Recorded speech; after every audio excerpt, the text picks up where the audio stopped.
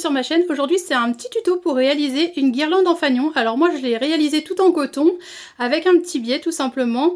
J'ai mis du flex dessus donc je vais vous montrer à la fin de la vidéo comment j'ai fait pour le poser pour ceux que ça intéresse. Et moi j'ai utilisé uniquement du coton, je ne l'ai pas thermocollé, mais je le rappelle tout de suite ici. C'est vrai que vous pouvez le faire si vous avez envie de le thermocoller pour plus de rigidité, mais moi j'en vois pas forcément l'utilité. Donc voilà, elle se présente comme ça. Moi j'ai fait une alternance de rose et de blanc parce que je trouve que c'est très mignon, ça va avec le thème de sa chambre. Pour la réaliser, c'est à nous. Alors, pour réaliser cette guirlande de fanion, c'est très simple. On part d'un seul gabarit. Donc un triangle qui va être isocèle, c'est-à-dire que cette partie-là va faire 21 cm et ces deux côtés-là auront la même taille, donc avec une hauteur de 23. Pour réaliser ce petit patron, c'est très simple. Moi, ce que je fais, c'est que je prends une feuille, donc 21, 29, 7, on est d'accord, je la plie en deux comme ça. Hop. Donc on a déjà notre base de 21. Il ne nous reste plus qu'à marquer notre hauteur de 23. Comme ça. Donc, je fais un repère là. Je trace mon triangle équilatéral. Non, isocèle, pardon. Équilatéral, c'est quand il y a trois côtés. Hop.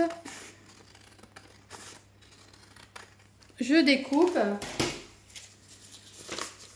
Et du coup, j'ai un triangle donc aux bonnes dimensions. Donc vous voyez, c'est très simple. Ensuite, ce qu'il suffit de faire, moi ce que je fais pour aller très vite, c'est que je prends par exemple ce tissu-là, je le plie en deux ou voire trois fois, hop, et je vais découper le gabarit. Donc en fait, comme ça, je découpe le gabarit à chaque fois.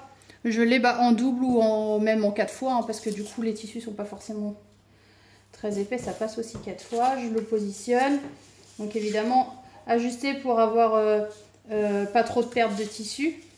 Hop, je le positionne et du coup je me retrouve avec à chaque fois 4 coupons déjà de préparer et ça va beaucoup plus vite. Donc moi je vais réaliser une guirlande qui sera en partie blanche et en partie rose parce que c'est pour mettre dans la chambre de ma fille et c'est le thème de sa chambre.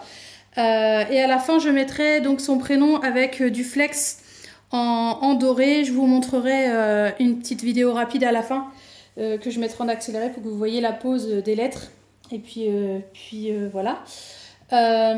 Donc il faut découper. Moi j'ai décidé de prendre 10 petits fanions comme ça. Donc recto verso ça fait 20 coupons à découper. J'en ai découpé 10 en blanc et 10 en rose. Et je vais les alterner, donc blanc rose, blanc rose, blanc rose. Ça c'est en termes de matériel. Après si vous voulez faire une guirlande plus courte ou plus longue, vous pouvez, c'est votre choix si vous voulez rajouter des triangles. Ensuite il nous faut également donc du biais. Alors moi j'ai pris du biais blanc que l'on va positionner donc ensuite tout en haut de notre guirlande pour pouvoir fixer les fanions. Donc en termes de longueur j'ai prévu 2 mètres, mais c'est vrai que je prévois toujours un peu plus long, quitte à recouper par la suite, mais au moins je suis sûre d'avoir la bonne longueur. Je prends donc 2 mètres. Alors pour l'assemblage, vous allez voir, c'est très simple. Hop, on va partir par exemple sur celui-ci. Je vais prendre un blanc et un rose et un blanc pour que vous puissiez voir. On positionne endroit contre endroit, comme ça. On positionne endroit contre endroit. Et on va venir coudre. Donc point d'arrêt, couture au point droit, couture au point droit, point d'arrêt, et on laisse toute cette partie-là à 1 cm du bord. Donc ça, on fait ça pour la totalité de nos triangles. Donc tous les triangles, on les prend endroit contre endroit, endroit hop, contre endroit. On fait une couture en laissant le haut à chaque fois. Alors, une fois qu'on a fait les coutures, donc ici et ici, sur chacun des petits triangles, donc là, je l'ai fait pour chacun. On va peut-être mieux voir sur ceux-là. Ce que je fais, c'est que je viens cranter mes angles. Alors l'angle du bas, je le crante vraiment beaucoup pour éviter d'avoir une épaisseur à la pointe. Et je crante aussi les côtés ici. Là. Et là. Ensuite, je viens retourner.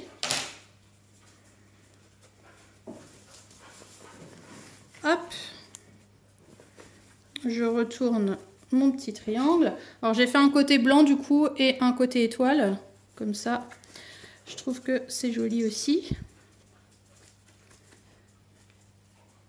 Hop, alors on sort bien la petite pointe, histoire d'avoir quelque chose de propre. Et une fois qu'on a fait ça, alors l'idéal c'est de venir repasser, bien aplatir. Et on fait une surpiqûre, donc ici, hop, jusqu'à la pointe. Et là, on laisse ouvert là. Après, si vous allez avoir peut-être pour les débutants, si vous pensez que vous allez avoir du mal après pour insérer le biais, normalement c'est très facile. Ce que vous pouvez faire, c'est une petite couture à ce niveau-là, histoire de maintenir les deux tissus ensemble. Donc une petite couture à ce niveau-là, ça peut pas faire de mal et ça va maintenir les deux tissus ensemble. Donc une surpiqûre ici et là, et après c'est optionnel, vous pouvez faire une toute petite couture au plus près du bord pour maintenir les deux tissus. Alors les surpiqûres sont faites, comme vous pouvez le voir. Hop, j'ai fait mes surpiqûres sur celui-ci et sur ceux-là. Et maintenant on va passer donc à l'assemblage de notre petite banderole. Alors je vais vous montrer pour 3. Après évidemment il va falloir le faire pour tous. Alors moi je laisse toujours une marge ici, pour la simple et bonne raison que je vais replier le bout et je vais le replier sur lui-même comme ça. Pourquoi? Pour éviter que ça s'effiloche au bout. Donc je prends toujours cette partie-là, comme ça, je la prends, je la replie. Bon, pas besoin que ce soit beaucoup. Après, si vous voulez, hop, que ça soit... Moi, ce que je fais aussi, c'est que je fais ça sur les pointes, comme ça, je plie un petit peu. Je fais ça, je replie. Et je replie comme ça. Hop, et maintenant on va insérer les petits triangles. Donc c'est-à-dire que là, je vais mettre une petite épingle. Un petit peu plus loin, ce que je fais, c'est que je viens positionner mon petit triangle, comme ça, entre le biais. Et je vais venir faire une couture à ce niveau-là. Donc moi, ce que je fais, quand c'est ça, c'est que je couds le biais en un seul coup. C'est-à-dire que je pars d'ici. Hop, je commence à coudre, je commence à coudre, je commence à coudre. Là, je couds mon biais. J'insère mon petit triangle. Tac, je le plie. Je continue ma couture, je continue ma couture, je continue ma couture. Hop, je l'installe. Une fois que celui-ci est fait, je laisse un écart. Alors, l'écart, ça peut être... oh, ça sert à rien que ce soit trop gros. On va dire, allez, moi je peux faire 7 cm, comme ça, c'est pas trop... Ils sont pas trop éloignés. 7 cm, ça donne ça. Et ensuite, pareil, donc je continue ma couture. Je continue ma couture, je continue ma couture. Hop, celui-là est fixé. Je me remets à 7 cm d'ici. Je remets l'autre. Comme ça, je continue ma couture, comme ça, et on fait ça pour tous nos petits fanions. Et on se retrouve à la fin. Donc à la fin, on aura la même chose que ça, au bout de notre biais. Alors évidemment, peu importe la longueur, en fonction du nombre de triangles que vous allez faire. Mais on refait la même chose de l'autre côté, à l'autre bout, vous allez retrouver ça. Donc pareil, je le plie un petit peu, je le replie comme ça, de façon à avoir une belle finition au bout de mon biais. Et on se retrouve donc à la fin.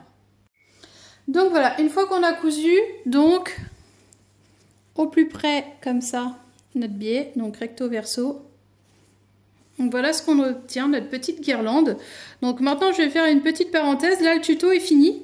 Après s'il y a des personnes qui veulent voir, moi je vais fixer le prénom de ma fille dessus. Donc je vais vous montrer tout simplement comment je fais, c'est très simple.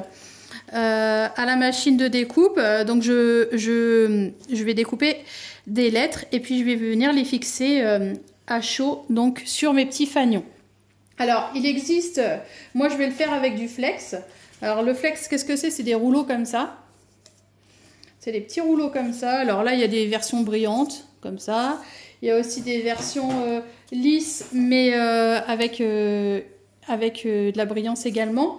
Et après, vous avez, bon, bah, par exemple, ceux-là qui sont lisses. Et puis, les couleurs sont plus ternes, plus simples. Donc, moi, je vais le faire en doré. Donc, la dorée, j'ai une chute qui est là. Je vais vous montrer ce que ça donne. Hop, c'est ça. Donc il suffit de le mettre sur la machine de découpe et puis la machine le fait et moi il ne me restera plus qu'à l'appliquer en fait sur mes petits fanions pour écrire le prénom de ma fille. Alors pour les dessins, ce que j'ai fait, c'est que j'ai collé mes feuilles, hop, sur ma machine, j'ai lancé le logiciel. Donc vous allez voir en fait comment ça se passe. C'est pas un tuto là-dessus, mais c'est vrai qu'on m'a posé pas mal de fois la question. J'avais fait un tuto, je vous renvoie à celui-ci, où il y avait le tuto sur comment floquer un t-shirt, je crois. Pour descendre dans mes anciens tutos et j'explique la totalité pour ceux que ça intéresse. Donc là, hop, ça c'est ma machine de découpe. J'ai juste en fait à envoyer. Et puis ça va me découper donc mes prénoms, mon prénom. Et j'aurais plus qu'à l'écheniller pardon, et à le floquer. Donc une fois que ça a été découpé, tac, on décharge.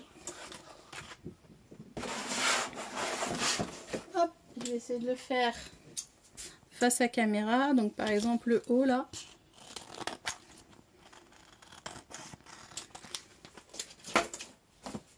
Je l'échenille. Alors il y a des pinces adaptées, hein, vous inquiétez pas. Moi je le fais à la main parce que là, hop, je suis sur la vidéo, c'est plus pratique pour moi de vous montrer comme ça. Hop. Donc on a notre petit haut qui est découpé par exemple. Voilà. Alors il se mettait, je sais plus, comme ça. Je le prends, je vais le mettre donc sur mon fanion. Donc je l'ai positionné sur mon fanion. Alors je vais tout aplatir pour éviter de faire de la casse. Après, bon, moi je mets du papier sur dessus. Hop. Et je presse. Donc là il va falloir que je le fasse évidemment fanion par fanion pour faire lettre par lettre. Et ensuite, une fois que c'est fait, et bah, du coup le flex est collé et puis bah, on ne peut plus le retirer. Donc, je vais vous montrer. Hop.